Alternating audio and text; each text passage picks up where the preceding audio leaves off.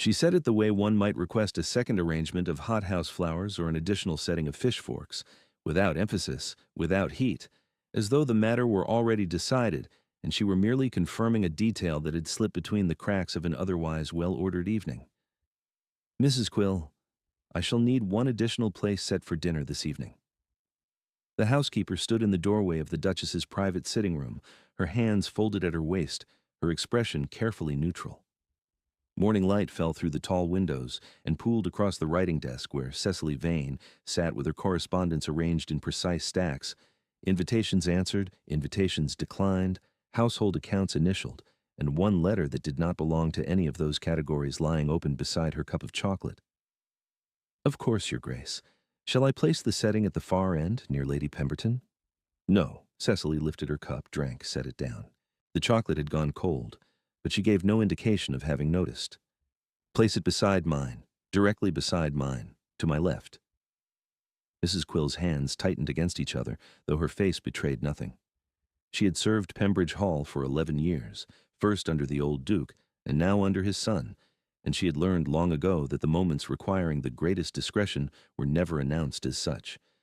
They arrived in the ordinary voice, wearing the ordinary dress of household instruction, and one recognized them only by the silence that followed. "May I ask, Your Grace, for the place cards, the name?"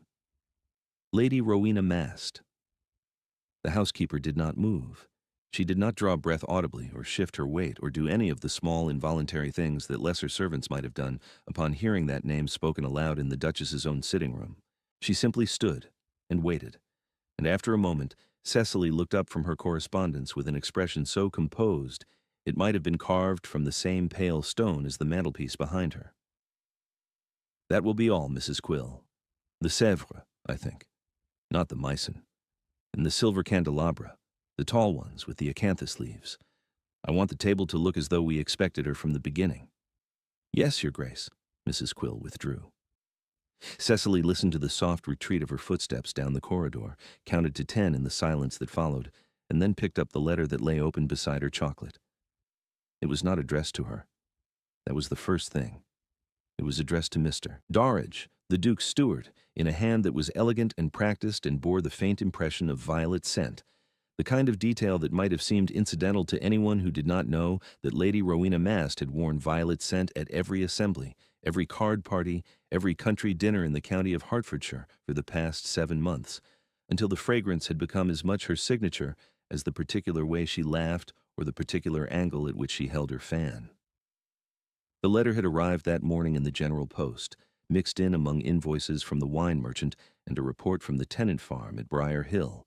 Dorridge had brought the morning's correspondence to Cecily, as he always did, the Duke being in London for the sitting of the House of Lords and not expected back until late afternoon. And it was Dorridge himself who had paused at the door, turned back, and said with the careful diffidence of a man who has served one household long enough to understand its architecture of silences, "Your Grace, there is a letter among the post that I believe was intended for my attention rather than yours.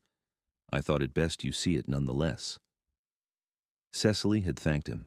She had read the letter once, then twice, then a third time, with the slow deliberation of a woman who wished to be certain she had understood not merely the words but the presumption they carried.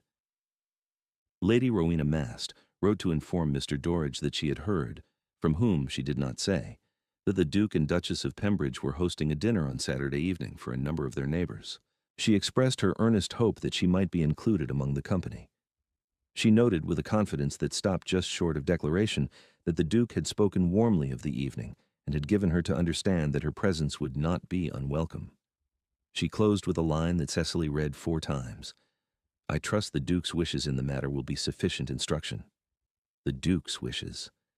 As though Cecily were a housekeeper herself, an intermediary to be managed, a functionary whose approval was procedural rather than sovereign. As though the table were his to arrange, and the house his to open, and the guest list his to dictate, and the Duchess merely the woman who happened to sit at one end of it. Cecily folded the letter along its original creases and placed it in the shallow drawer of her writing desk, beneath a sheaf of blank correspondence cards. She did not tear it. She did not burn it. She placed it where she placed everything she intended to keep, neatly, precisely, in a location she could find again without searching. Then she rang for Mrs. Quill. The dinner had been Oliver's idea. He had proposed it a fortnight ago over breakfast, one of those bright April mornings when the light through the east-facing windows turned the breakfast room into something almost theatrical in its warmth, the silver gleaming, the marmalade catching the sun like amber. They might have some of the county to dinner, he said, the Pembertons, the Lacys, Sir George Frith and his new wife. It would do them good to be seen as settled, as established, as a household that entertained with confidence and regularity. Cecily had agreed. She had always agreed. She was, by temperament and by training, a woman who understood that a well-run house was a form of argument, that the quality of one's table and the precision of one's hospitality said more about the state of a marriage than any number of public declarations. What she had not known, on that bright April morning, was that Oliver's enthusiasm for the dinner had a secondary architecture, that the evening was not merely an exercise in county sociability, but a frame into which a particular guest might be inserted with the appearance of casualness. She had not known this because Oliver had not told her, and Oliver had not told her because Oliver believed, as men of his rank and generation so frequently believed, that certain arrangements existed in a separate territory from the marriage, running alongside it like a parallel corridor in a great house, visible from certain angles, but never quite intersecting with the principal rooms. Lady Rowena Mast had arrived in the county in September of the previous year. She was a widow. Sir Philip Mast had died of a fever in Naples, leaving her a modest jointure and a social ambition that exceeded it considerably. She had taken a house at Barton Green, 4 miles from Pembridge, and had set about making herself indispensable to the neighborhood with the methodical energy of a woman who understood that charm, properly deployed, was a form of capital. Cecily had received her. She had called on her, as custom demanded, and had found her clever and vivid and possessed of the kind of beauty that announced itself from across a room. Dark hair, sharp features, a mouth that seemed always to be suppressing some private amusement. She had thought, in those first weeks, that Lady Rowena might become a friend. There were so few women of real intelligence in the county, and Cecily had been lonely in ways she did not often permit herself to examine. The shift had been gradual. A glance held too long across a card table. A laugh directed exclusively at Oliver during a walk after church. A note of warmth in Oliver's voice when he mentioned Lady Rowena's opinions on the enclosures, on the new planting at Barton Green, on the particular excellence of her cook's syllabub. Small things, individually meaningless. Collectively, they formed a pattern as legible as print on a page, and Cecily read patterns the way other women read novels, quickly, accurately, and with full comprehension of the ending before it arrived. She had said nothing.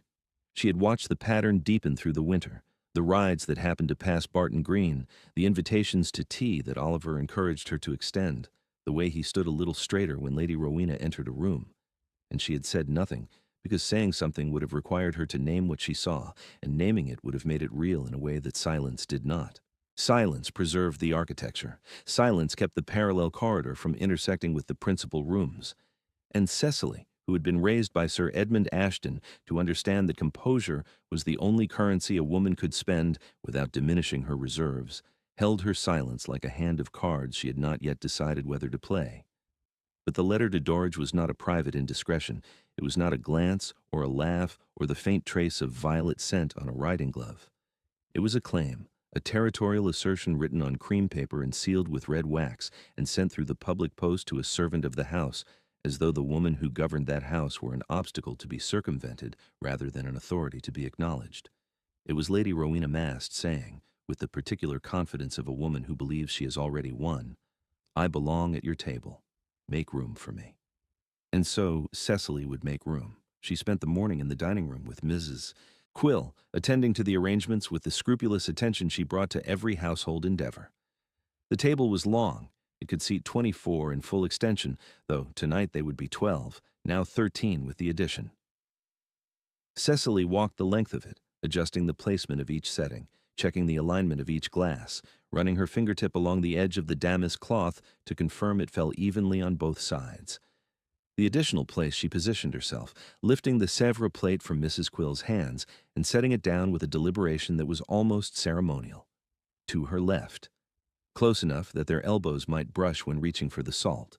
Close enough that every guest at the table would see them side by side, the Duchess and the woman whose name had been whispered in drawing rooms from Hertfordshire to London and back again.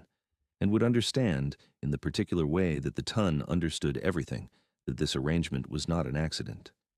She wrote the place card herself in her own hand, which was small and precise, and bore none of the affected flourishes that fashionable women cultivated. Lady Rowena Mast. She placed it above the setting and stepped back and looked at the table as a painter might look at a canvas, assessing composition, balance, the relationship between each element and the whole. The morning light moved across the room as she worked, shifting from the east windows to the south, warming the mahogany sideboard and the portrait of the first Duchess of Pembridge that hung above it, a woman with steady eyes and a mouth that suggested she, too, had understood the uses of silence. The room smelled of beeswax polish and the faint green scent of the hothouse lilies that Cecily had ordered, arranged in a low centerpiece, low enough that every guest could see every other guest across the table without obstruction. She had been particular about this. She wanted no barriers. She wanted no merciful arrangements of foliage behind which embarrassment might hide. The table would be open and visible and legible, and every person seated at it would understand exactly what they were looking at. "It is well done, Mrs. Quill." "Yes, Your Grace." "When His Grace returns from London this afternoon, I should like to be informed. Do not mention the additional setting. I wish him to see it for himself." "Of course, Your Grace." Cecily withdrew to her sitting room and closed the door and sat in the chair by the window where the afternoon light would find her when it came, and she did not weep, and she did not pace, and she did not ring for her maid or write to her father or do any of the things that a woman in her position might have been forgiven for doing. She sat with her hands in her lap and her spine straight against the chair back, and she waited, the way one waits for weather, not with anxiety, but with the patient certainty that what was coming would arrive on its own terms and she would meet it as she met everything, upright and ready and entirely composed. Oliver returned at 4:30. She heard the carriage on the gravel, the particular crunch of iron-rimmed wheels on the rake drive that announced the family coach rather than the lighter gig used for local errands, and then his voice in the entrance hall speaking to Dorridge about a matter at the home farm, something about drainage and a boundary fence, the ordinary business of an estate that continued to require management regardless of what was happening in the private rooms above it. Then, his boots on the staircase, heavy and unhurried, the tread of a man who had no reason to believe that anything in his household had changed in his absence. He did not come to her sitting room. He went to his dressing room to change, and she listened to the sounds of his household moving around him, the valet's measured tread, the clink of a water pitcher, the soft closing of a wardrobe door, and she thought, as she had thought many times in the 3 years of their marriage, that the architecture of intimacy was mostly acoustic. One learned the rhythms of another person not through conversation, but through the sounds they made when they believed themselves unobserved. She knew the weight of his step when he was tired. She knew the pace of his movement when he was preoccupied. She knew, by the length of silence between the closing of the wardrobe and the opening of the dressing-room door, whether he had paused to look at himself in the glass, a vanity she found endearing and had never mentioned, because some observations were best kept as private possessions. He came downstairs at 6. She heard him cross the entrance hall and pause, the particular pause of a man remembering that he ought to look in on preparations, and then his footsteps moved toward the dining room. Cecily rose from her chair. She walked to the top of the staircase and stood there, one hand resting on the banister, looking down into the entrance hall, which was empty now except for the last of the evening light coming through the fanlight above the door. She did not descend. She waited. The dining room was visible from the entrance hall through a set of double doors that stood open in the evenings when the house was preparing to receive. Cecily could not see the table from where she stood, but she could see the light from the candelabra, the tall silver ones with the acanthus leaves, lit early on her instruction, throwing warm patterns across the far wall, and she could hear, with the acoustics of a house she knew better than any room she had ever occupied, the exact moment when Oliver stopped moving. It was not a dramatic silence. There was no sharp intake of breath, no exclamation. There was simply a cessation, the sound of a man's footsteps ending not at a destination, but at a realization, the way one stops mid-sentence when the words one was about to speak are suddenly made irrelevant by something seen. She counted. 1, 2, 3, 4, 5, 6. 7 seconds of absolute stillness. Then she heard him say her name, not loudly, not as a summons. He said it the way one says a word when one is alone in a room, and the word is not meant for anyone but oneself, quietly, with the particular weight of a man who has just understood something he should have understood months ago. Cecily. She descended the staircase. She crossed the entrance hall. She entered the dining room and found him standing at the head of the table with his hand resting on the back of his chair, looking down the length of the damask cloth at the 13 place settings, at the Sèvres china and the silver candelabra and the crystal glasses catching the candlelight, and at the place card positioned to the left of the Duchess's seat, written in the Duchess's own hand, bearing the name of the woman he had permitted to believe she had a claim on his attention, his time, his household, and, by implication, his marriage. Oliver looked at the table. He looked at the place card. He looked at Cecily, who stood in the doorway with her hands clasped at her waist, wearing the dove-gray silk she had chosen for the evening. Not her finest gown, not a deliberate weapon, simply the dress she would have worn to any dinner of moderate importance, because this dinner was, in the end, a dinner of moderate importance. "You have set a place for Lady Rowena," he said. "I have. Beside yours." "Yes." He was quiet for a long moment. The candles made small sounds, the faint hiss of tallow, the occasional pop of a wick, and somewhere in the house, a clock struck the half-hour. Oliver's hand tightened on the back of his chair, and Cecily watched his fingers press into the wood and then release, press and release, as though he were negotiating with himself about what to say and finding every option insufficient. "She wrote to Dorridge," he said finally. "Yes." "You read the letter?" "Dorridge brought it to me, as was proper." Oliver closed his eyes.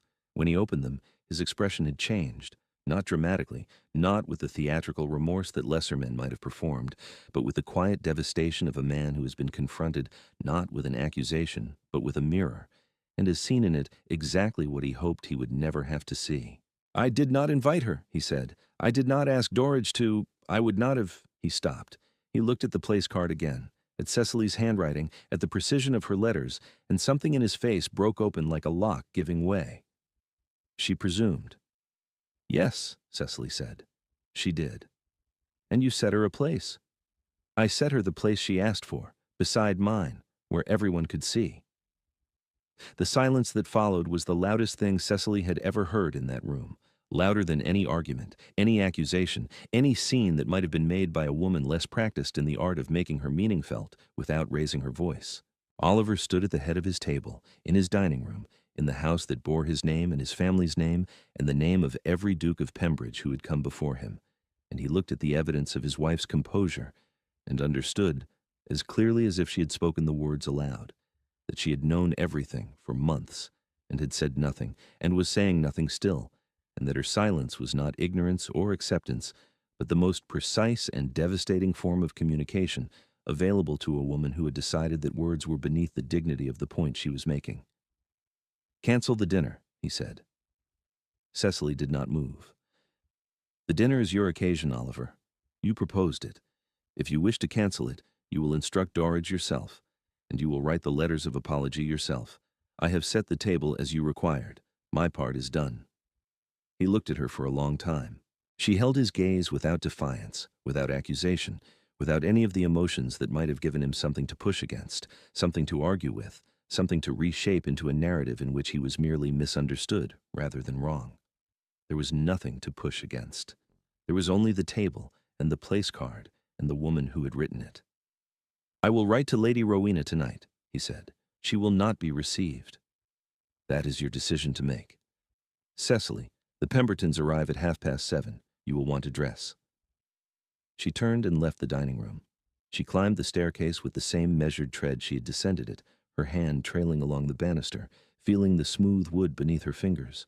The same banister she had gripped on the morning she first arrived at Pembridge as a bride, uncertain of everything except her own capacity to endure whatever the house and its master required of her.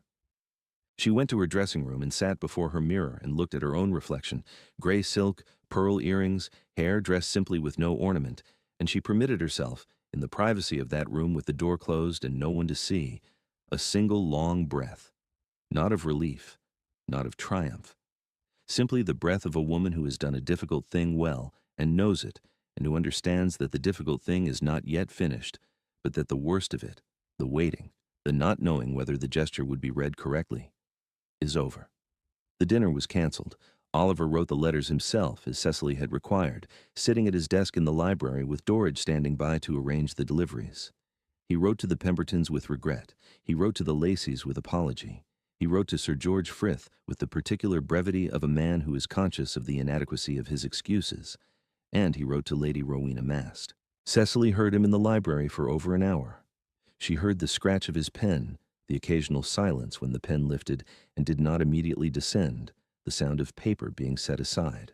Discarded drafts, she supposed, attempts at language that fell short of whatever it was he was trying to say, or trying not to say. She heard Dorridge's voice once, low and deferential, and Oliver's reply, a single word, clipped, which she could not make out. When the letters were sealed and given to Dorridge for the morning post, Oliver did not come upstairs. She heard him pour a glass of something from the sideboard in the library, and then the house was quiet, and she understood that he was sitting alone in a room that smelled of ink and candle smoke, and the particular shame of a man who has discovered that the woman he underestimated has outmaneuvered him without raising a single weapon he knew how to defend against. Cecily did not ask to see the letter to Lady Rowena. She did not need to. She knew what it would contain because she knew Oliver, knew that his pride, once confronted with its own reflection, would do the work that argument never could. He was not a cruel man. He was not even, in the conventional sense, a faithless one. He was a man who had permitted a flattering attention to grow into something more substantial than he intended, and who had failed to see, or had chosen not to see, that the growth had a cost, and that the cost was being paid not by him, but by the woman who had stood in the dining-room doorway in dove-gray silk, and said nothing that needed to be said, because the table had said it for her. Lady Rowena Mast left the county before the month was out. The gossip preceded her departure by several days, Mrs. Pemberton mentioned it to Cecily over tea with the studied casualness of a woman who has been waiting for an opportunity to mention it, and Cecily received the information with a nod and a request for more sugar, which communicated everything that needed to be communicated about how much importance she attached to the matter. The house at Barton Green was let to a retired admiral and his wife, who kept to themselves and grew excellent roses, and never once occasioned a whisper in any drawing-room in the county. Mrs. Quill mentioned the final departure in the course of reviewing the week's household accounts, mentioned it the way one mentions a change in the weather or an adjustment to the butcher's delivery schedule, as a fact of minor domestic significance, already absorbed into the ordinary rhythm of the house. There were those in the county who wondered what had happened. The dinner that was announced and then canceled, Lady Rowena's abrupt removal to Bath, the Duke and Duchess of Pembridge, who continued to appear at church on Sundays and at assemblies on Thursdays with the serene regularity of a household that had weathered nothing more dramatic than a change of season. The ton talked, as the ton always talked, but the talk found no purchase on the smooth surface of Cecily's composure, and eventually it moved on to fresher subjects, an elopement in Surrey, a bankruptcy in Hampshire, and Pembridge Hall was left in the peace that Cecily had earned and Oliver had learned to deserve. Oliver did not speak of Lady Rowena again. He did not, in the weeks and months that followed, offer the kind of explicit apology that some wives might have demanded, the confession, the enumeration of faults, the promise of reform. What he offered instead was something that Cecily, who had never trusted promises, valued more, a change in the texture of his attention. He began to notice things, the way she arranged the flowers in the library, always white in spring because her mother had done the same, the book she was reading, and whether she had finished it, and what she thought of the ending, the particular quality of her silence at breakfast, which was not cold but contemplative, the silence of a woman who was thinking about the day's household management, or the letter she owed her father, or the new planting she had discussed with Dorridge for the south border of the garden. He began to sit in her sitting room in the evenings, not every evening, but often enough that his presence there stopped feeling like an event and began to feel like a habit, which was better. He read while she worked at her correspondence. Sometimes they spoke, sometimes they did not. The silence between them changed, lost its careful architecture, its parallel corridors, and became instead the simple quiet of two people who were in the same room because they wished to be, not because custom or obligation or the design of the house placed them there. In June, he came to her sitting room with a letter he had received from the Lord Chancellor regarding a matter before the House of Lords, a proposed amendment to the poor laws that had been debated throughout the spring session and which had divided opinion sharply among the peers. Oliver had spoken in the chamber twice on the matter already, and the position he had taken, favoring relief over restriction, had earned him admirers in some quarters and critics in others. He asked Cecily her opinion, not as a courtesy, not as the kind of performative consultation that husbands sometimes offered their wives to demonstrate a modern temperament they did not actually possess. He asked because the matter was complex and because Cecily's mind was precise, and because he had begun to understand that the woman he had married was not merely composed but formidable, and that her composure was not the absence of opinion, but the discipline of a mind that refused to speak until it had something worth saying. She gave her opinion. He listened. He disagreed on one point and told her so, and they argued about it, properly argued with evidence and reasoning and the particular energy of two intelligent people who cared about the same thing for different reasons. And when it was over, he looked at her across the sitting room with an expression she had not seen before or had not recognized before, which was perhaps the same thing. "You should have told me," he said. She understood that he was not speaking about the poor laws. "You knew," she said. "You did not need to be told. I needed to be shown." "Yes," she said. "You did." He crossed the room and sat beside her on the settee and took her hand, not with the theatrical urgency of a man making a grand gesture, but with the quiet deliberation of a man picking up something he had set down carelessly and discovering it was more valuable than he remembered.